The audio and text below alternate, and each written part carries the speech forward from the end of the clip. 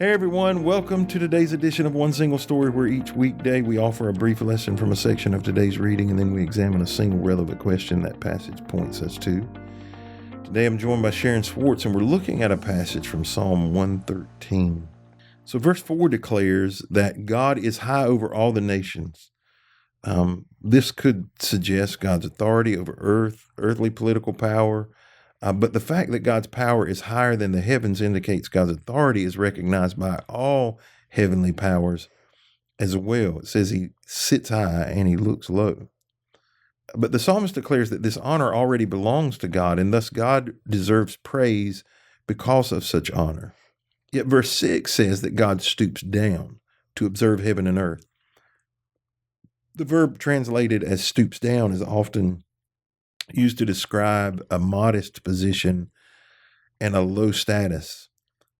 This is a real incredible description of humility of our God. And the statement that God stoops down is a response to the question asked in verse 5, who can be compared with the Lord our God? The question comes right out of the Old Testament, Exodus 15:11, Deuteronomy 3 and 24. We're challenged to worship God not because of the position of honor, but because of the incredible act of humility in that he observes us.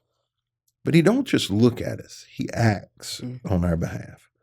God's worth of worship is not only dependent upon his honor and his gracious act of noticing lowly humans, but it extends to his miraculous compassion. In that, in verse 7, he lifts the poor from the dust and the needy from the garbage. The psalmist describes something happening to the poor and needy that is miraculous. Their poverty includes not only a lack of finances and the presence of hunger, but also shame. God is described as the one who not only frees from poverty, but frees from shame. Indeed, who is like our God?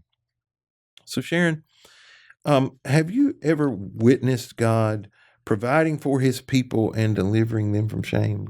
Can you talk about it? When I first saw this question, the first thing came to my mind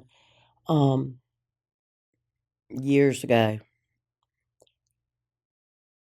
We lived in Greensboro, and there was a young couple dating, and she got pregnant. And the church we went to was very strict, very, very strict. And the church disciplined them, but in love. And when they did that, because they took it so well, the church just the church as the people just poured love on them. Just, gave them a baby shower, took them out to eat.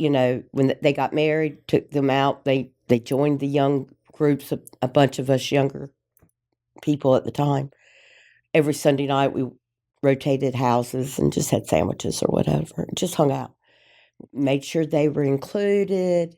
And then the older people started doing it too. And now they're ministers of that church, and it's a fairly large church.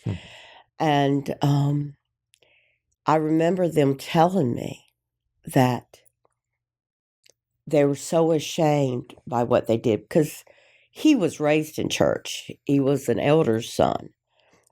I don't think she was so much, but he felt so much shame. He just figured he'd never darken the doors again. But because of the love the church did as a whole, he came back, and now he ministers there. And I think that's beautiful. I just think that's awesome. A great example of how we should respond. Right. That if someone slips, we don't let them stay down. We pick them up. In that context, so the church does pretty good, I think, in general, at meeting the physical needs of people, whether it's feeding people who are hungry, giving them clothes away. Sometimes we help with housing if, the situation. Raising people above their shame is a much more complicated issue.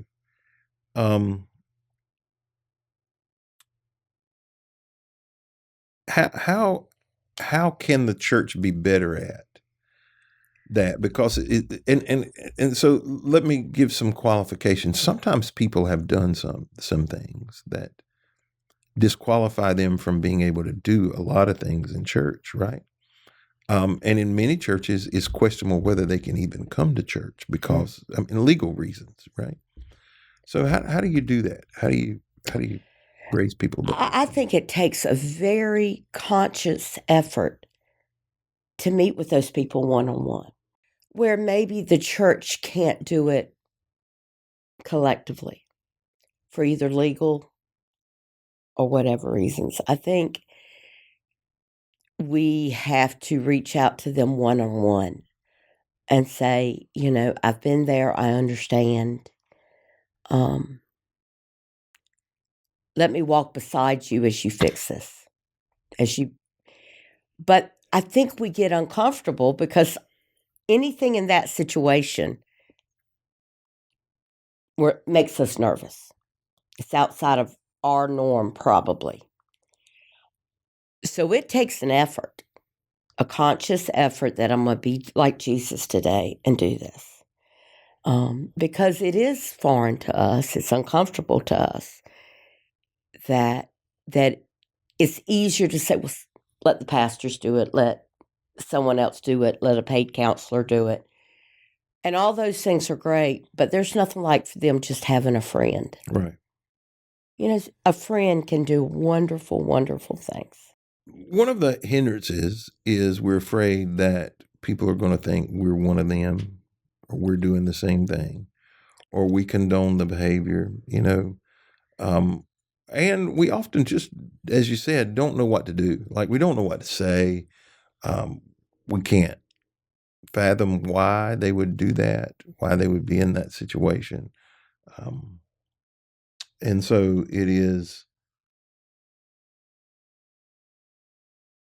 it complicates things. It does. And then, it makes us uncomfortable. Yeah. And then there are complications that, I think one of the challenges is that sometimes people, they want relationship, but they also want responsibility. And I think the church has to supply relationship, but you can't always give responsibility, meaning there are some things that people shouldn't be doing for a period of time, whatever that is. And sometimes they shouldn't be doing those things ever again, right? And that complicates that shame issue.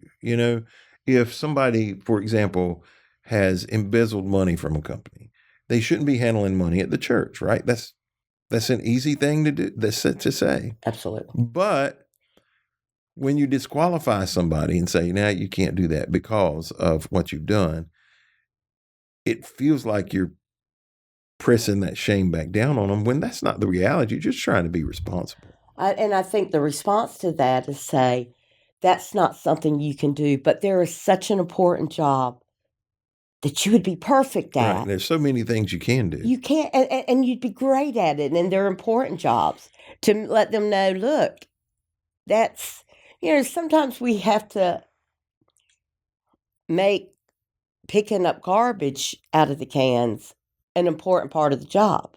Right. Can you imagine what this room's going to smell like next Sunday if those dirty diapers don't get out? This is an important job to the kingdom.